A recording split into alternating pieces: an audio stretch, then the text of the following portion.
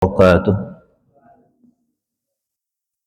إن الحمد لله أصلي وأسلم على رسول الله سيدنا ومولانا محمد ابن عبد الله وعلى آله وصحبه ومن والاه. أشهد أن لا إله إلا الله وحده لا شريك له، وأشهد أن سيدنا ومولانا محمدا عبده ورسوله لا نبي بعده. اللهم صل وسلم على سيدنا محمد المختار وآله الأطهار وأصحابه الأخيار الذي أذهب عنهم الرجس وأطهر. أما بعد عباد الله، أوصيكم ونفسي بتقوى الله وطاعته فقد فاز من اتقى. أعوذ بالله من الشيطان الرجيم. يا أيها الذين آمنوا اتقوا الله حق تقاته ولا تموتن إلا وأنتم مسلمون. Dunia hanya sementara, akhirat selamanya.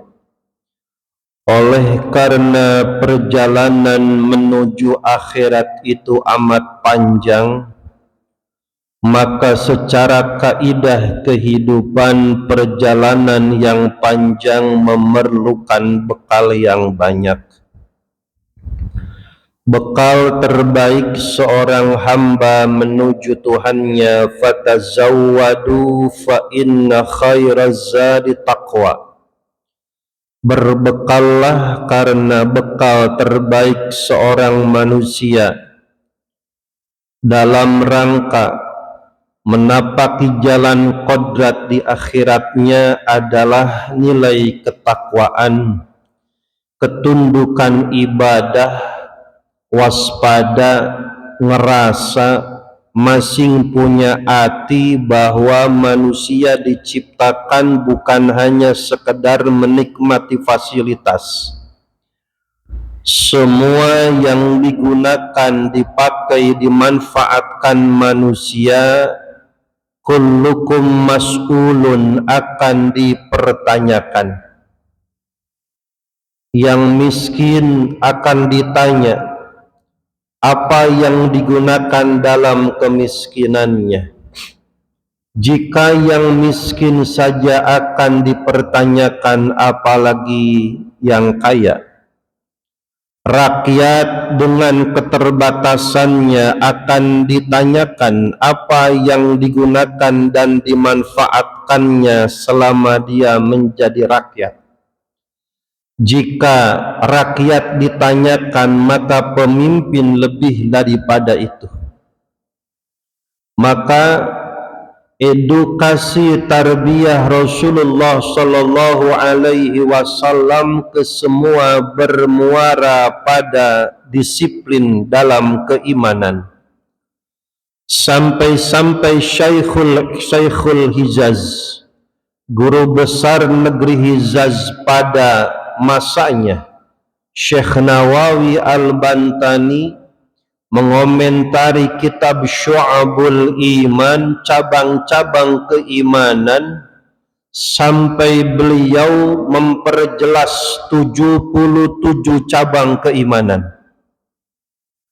Dan di antara tanda keimanan seseorang di dalam bermuamalah bukan hanya sekedar mengejar keuntungan, bukan bagaimana melipat gandakan modal, bukan bagaimana rumus ekonomi modal sekecil-kecilnya mengejar untung sebesar-besarnya. Akan tetapi yang ditekankan oleh Rasul dalam tarbiyahnya adalah qu anfusakum wa ahlikum nara.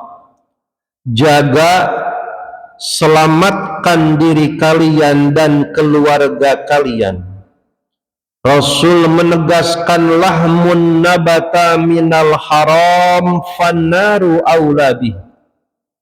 Daging yang terbuat dari barang yang haram, darah yang mengalir dalam tubuh manusia yang terbentuk dari saripati barang yang haram, sumsum tulang yang terbentuk dari barang yang haram, dan ia menginjakkan menapak kaki bumi yang Allah ciptakan. Rasul berkata, hal yang demikian fannaru aulabih, lebih pantas, lebih layak jadi kayu bakar neraka. Maka muamalah bukan sekedar bisnis, muamalah bukan sekedar modal. Muamalah dalam Islam bukan bagaimana kaki jadi kepala, kepala jadi kaki, bagaimana mengembalikan modal, mengejar keuntungan. Esensi muamalah adalah bagaimana disiplin iman itu sendiri dalam bermuamalah.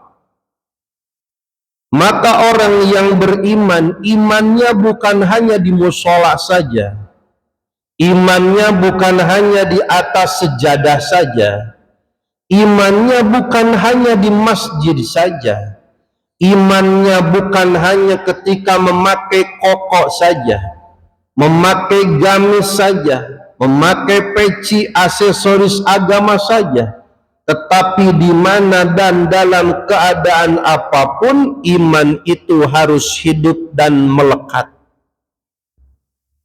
Maka ikan yang mahal adalah ikan yang hidup. Semahal-mahalnya ikan hias, mahal itu ketika hidup ikannya. Tapi ikannya sudah mati, murah.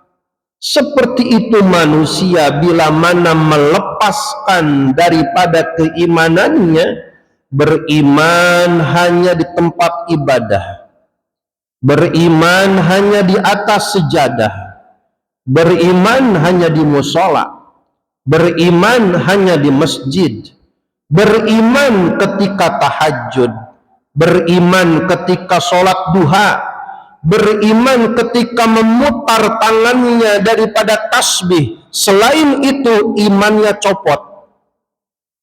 Di pasar imannya copot, di kantor imannya copot, ketika bisnis imannya copot, karena imannya hanya dia pakai di tempat-tempat ibadah saja. Maka iman yang seperti ini seperti halnya ikan hias yang mati, mahal ketika hidup, murah ketika mati. Maka orang yang beriman, imannya bukan hanya ketika di atas sajadah, ketika beribadah, tetapi orang yang beriman akan ia tunjukkan keimanannya dalam bermuamalah. Maka imannya sami'na wa ata'na, imannya yang sejatinya orang yang beriman, ketentuan apapun, sepahit apapun, sebesar apapun kata Quran haram, ia jauhi. Kata Quran ke timur, ia berangkat. Kata Quran ke barat, ia langkahi. Maka imannya orang yang beriman, dia akan bergerak sesuai hidayah taufik ridhonya Allah subhanahu wa ta'ala. Hadirin yang dimuliakan oleh Allah subhanahu wa ta'ala, maka Asy-Syaikh Ad-Doktor Yusuf Qaradawi, salah satu buah karyanya yang mana monumental, salah satu karya beliau ini menjadi rujukan seluruh umat muslim dalam hal bidang muamalah dan bagaimana berinteraksi dengan sesama. Karya bukunya tidak lebih daripada 500 halaman. Kalau kita beli ya sekitar 75.000 sampai 100.000 rupiah. Nama buku, nama kitabnya adalah Al-Halal wal Haram. Membedakan mana yang putih, mana yang hitam. Karena agama jelas. Hitam ya hitam, putih yang putih. Bila mana bukan hitam, ya putih. Bila mana bukan putih, ya hitam. Di antara keduanya tidaklah sesuatu hal yang jelas. Bila mana sesuatu yang tidak jelas, lebih utama menghindari dan menjauhi. Dikiranya kambing, ternyata serigala, berarti kambing berbulu serigala atau serigala berbulu kambing. Daripada salah mendekat, daripada salah menangkap, lebih utama, lebih aman menjauhi zona-zona abu-abu yang tidak jelas. Maka yang jelas sudah begitu mudah membedakannya, yang hitam, yang putih. Bila mana bingung, lebih aman menjauhi.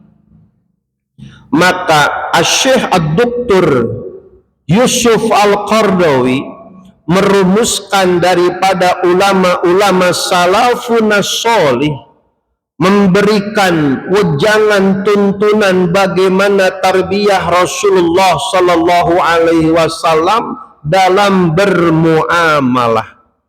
Orang yang beriman, imannya akan patuh, karena orang yang beriman bisnisnya bukan sekedar bisnis, usahanya bukan sekedar usaha, jual belinya bukan sekedar jual beli, tapi muamalahnya seleksi iman.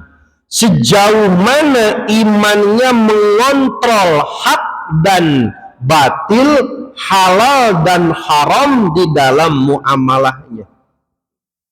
Orientasi orang yang beriman ketika bermuamalah bukan bagaimana berambisi, bagaimana melipat gandakan modal, sekecil-kecilnya modal, bagaimana caranya supaya untung besar. Orang beriman bukan orientasi itu. Tapi jika ada keuntungan, maka keuntungannya berdasarkan ridho dan sunnah Rasulullah Sallallahu Alaihi Wasallam. Ucapannya dilandasi iman, langkahnya dilandasi iman, di pasar pakai iman, transaksinya pakai iman, muamalahnya pakai iman, bekerja pakai iman, imannya dibawa kemana-mana. Maka bila mana imannya hidup, maka dia seperti halnya ikan hidup, harganya akan mahal. Maka walaupun ikan hias mahal, tetapi ikannya sudah mati, tidak ada harganya. Siapapun keturunannya, siapapun dan apapun titel kedudukannya, imannya lepas, imannya copot, seperti halnya ikan mati, tidak ada harga dan tidak ada kemuliaan di hadapan Allah Subhanahu wa ta'ala. Maka orang yang beriman tidak akan mengotak-ngatik zona abu-abu ini bagaimana caranya jelas menjadi putih. Orang yang beriman bila mana menghadapi zona syubhat, zona yang tidak jelas, orang yang beriman lebih baik menjauh, nyari aman daripada ngotak-ngatik bagaimana caranya yang abu-abu jadi putih. Likulli syai'in hima, setiap sesuatu ada tanah larangannya, ada batasan larangannya. Orang yang menggembala kambing, bila mana ia menggembala kambingnya di tanah perbatasan, awal-awalnya nyenggol, awal-awalnya nyerempet, lama-lama kambingnya masuk ke kebun orang. Kenapa? Terlalu dekat dengan perbatasan tanah orang. Lebih aman jauhi, lebih aman hindari. Orang yang beriman bukan berpikir bagaimana yang abu-abu jadi putih, tetapi orang yang beriman lebih aman menjauhi zona syubhat dan abu-abu, lebih aman di zona putih yang jelas-jelas al-halal bayyin. Karena orientasi orang yang beriman bukannya sekedar bagaimana siang jadi malam, malam jadi siang, bagaimana mendapatkan keuntungan sebesar-besarnya, bukan. Al-qaisu mandana nafsahu wa amila lima ba'dal maut. Orang yang cerdas, orang yang jenius adalah mereka seorang mukmin yang mampu mengendalikan hawa nafsunya, mengendalikan emosinya, mengembalikan ambisinya. Lima ba'dal maut, bagaimana supaya matinya enak. Bagaimana matinya enak? Ketika Ijrail datang, darahnya sudah bersih. Ketika Ijrail datang, dagingnya tidak ada daging yang terbuat dari barang yang haram. Ketika Ijrail mencabut nyawa, sumsum tulangnya tidak ada sumsum tulang yang terbuat dari barang yang haram. Maka kesuksesan tertinggi seorang mukmin di dalam bermuamalah bukan bagaimana mendapatkan keuntungan yang besar, tetapi bagaimana darahnya Allah redoi, dagingnya Allah redoi, sumsum tulangnya Allah redoi. Sehingga sekalipun ia berbisnis, sekalipun ia berusaha, jual beli, pengusaha, ketika wafat Allah redho dalam muamalahnya. Hadirin rahimakumullah yang dirahmati oleh Allah Subhanahu wa taala. Asy-Syaikh Dr. Yusuf Qardawi berkata, "An-niyatul hasanah la tubarrirul haram." Niat yang baik tidak bisa merubah sesuatu yang haram. Pertanyaannya, bagaimana dan apa hukumnya bila mana seorang ayah ngasih hadiah, ngasih kado kepada anaknya? Bagusnya kira-kira Pak? Seorang ayah membahagiakan keluarganya, dikasih oleh-oleh anaknya, bagus, bagus. Dikasih nafkah istrinya, bagus, bagus. An-niyatul hasanah. Seorang suami, seorang ayah pengen ngasih hadiah ke anaknya, pengen ngasih hadiah ke istrinya, akan tetapi niat yang baik itu bukan berarti harus melegalkan sesuatu yang terlarang. Bagaimana dengan memberikan hadiah kepada anaknya, memberikan nafkah kepada istrinya, tapi hasil dari mencuri? Seorang suami mencuri, hasil curiannya dikasihkan hadiah kepada anaknya, anaknya senang, anaknya bahagia. Hukum asal membahagiakan orang lain sunnah Rasul. Tapi dengan niat yang baik itu bukan berarti boleh bebas seorang ayah, seorang suami menghalalkan segala cara. Yang penting mah dapur ngebul. Yang penting mah istri bini dikasih nafkah. Yang penting mah anak sekolah dari mana be dapatnya mah judi go gak ngapa-ngapa. Masang slot go gak ngapa-ngapa. datang ke dukun gue gak ngapa-ngapa. Ini tidak boleh. An-niyatul hasanah la tubarirul haram. Jangan sampai menghalalkan yang haram.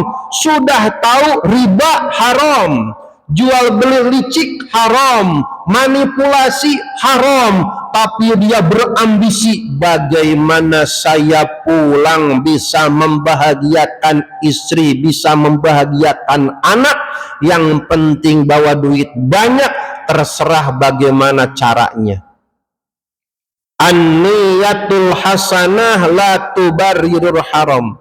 Niat yang baik tidak bisa merubah sesuatu hal yang terlarang. Yang haram tetap haram walau niatnya adalah kebaikan. Bagaimana hukumnya orang pengen sedekah kepada fakir miskin tetapi nyuri dulu? Enggak boleh. Walaupun hasil nyurinya buat fakir miskin. Emang Robin Hood? Nyuri tetap haram, nyuri tetap enggak boleh, walaupun hasil nyuri hasilnya dikasihin ke orang lain. Memberikan hadiah kepada keluarga, memberikan nafkah kepada istri wajib, bahkan jadi jihad bagi seorang suami, tapi bukan berarti harus melanggar aturan.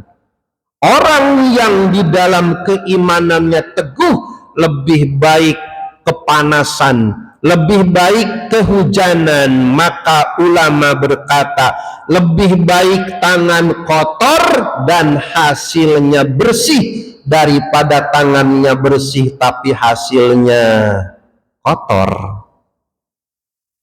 Lebih baik pulang ke rumah geseng kepanasan, lebih baik pulang ke rumah kehujanan tetapi bawa nafkah yang halal daripada tulung pergi tidak tahu entah bagaimana, tapi pulang dalam hatinya dia merasa bahwa harta yang dia bawa dikasih ke anaknya, dikasih ke istrinya, makan bareng-bareng, tetapi dia yakin dan dia merasa mengakui bahwa harta itu adalah harta yang dicari dengan cara tidak jujur. Sepanjang malam dia akan termimpi-mimpi beban kehidupannya, dan dia dihantui kesalahannya, dan seorang ayah pasti berkata, mau sampai kapan saya seperti ini? Mau sampai kapan saya memberikan makan kepada anak, kepada istri dengan harta yang haram? Ketika tidur seorang ayah, seorang bapak di dalam hatinya menjerit, sampai kapan seperti ini? Berbohong kepada keluarga.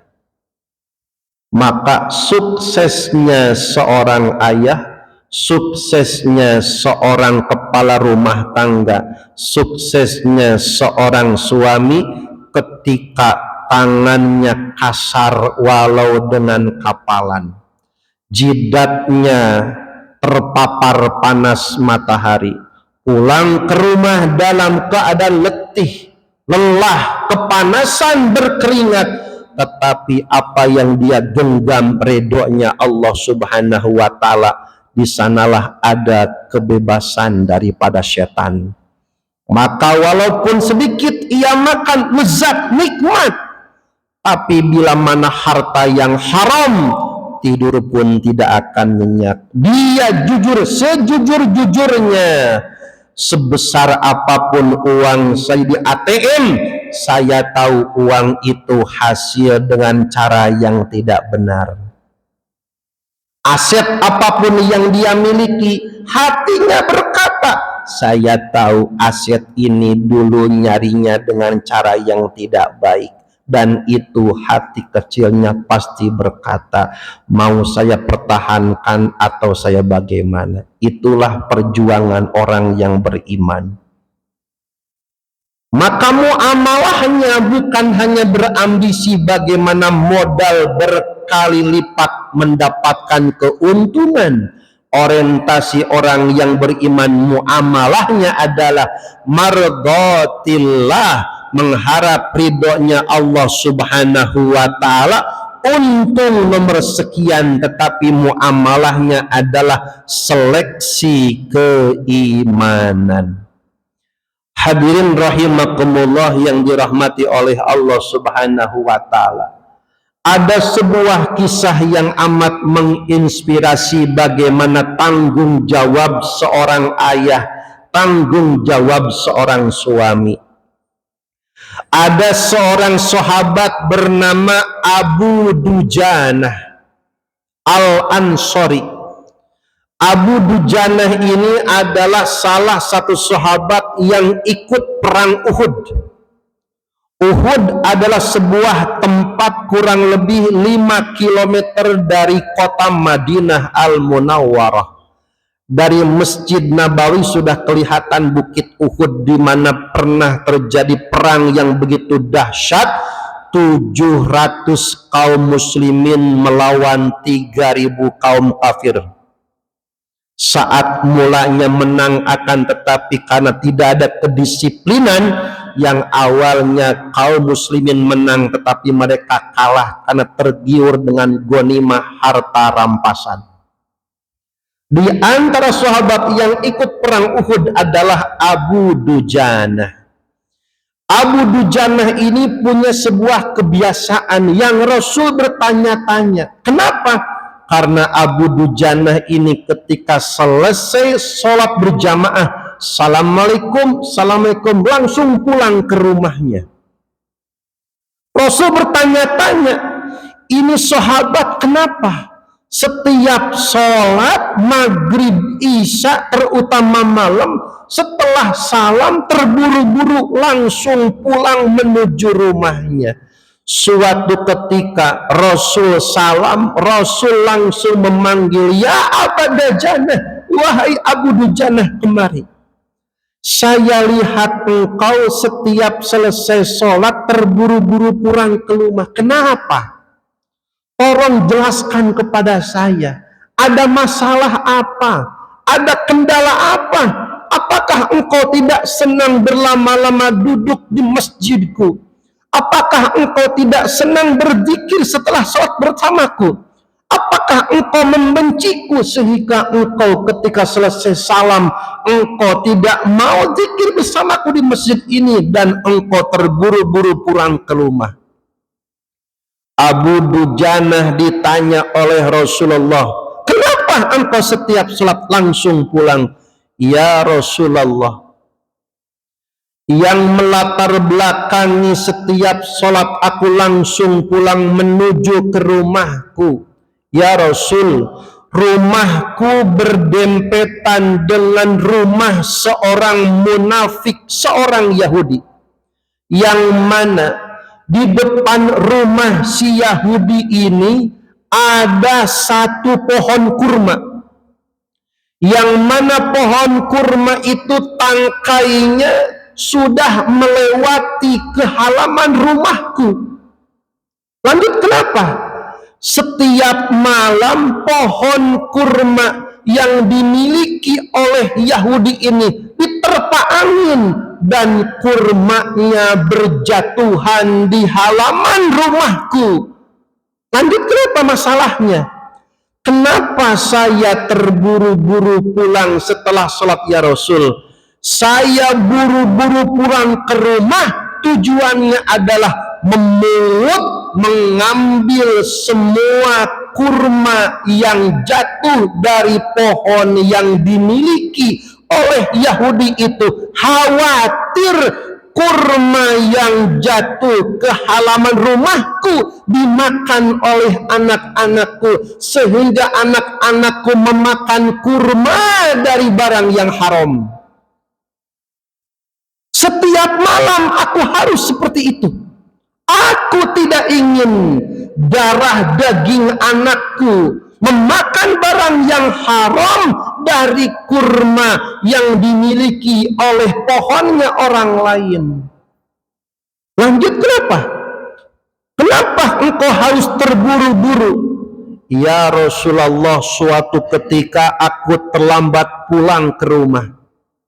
Lanjut, "Karena aku terlambat pulang ke rumah, lantas ketika aku sampai ke rumah, anak-anakku sedang mengunyah kurma yang jatuh di rumah halaman kami, dan aku sedih. Ternyata anak-anakku sudah memakan kurma yang bukan milik kami, karena kurma itu sejatinya berasal dari pohon kurma tetangga kami, dan aku tidak mau dipermalukan kelak di hari kiamat di hadapan Allah. Aku tidak mau dipermalukan seorang ayah yang tidak bisa menjaga mulut anak-anaknya dari barang yang haram. Aku tidak mau kelak di hari kiamat aku disebut seorang suami yang tidak becus menjaga mulut anak-anaknya dari barang yang tidak Allah ridhoi.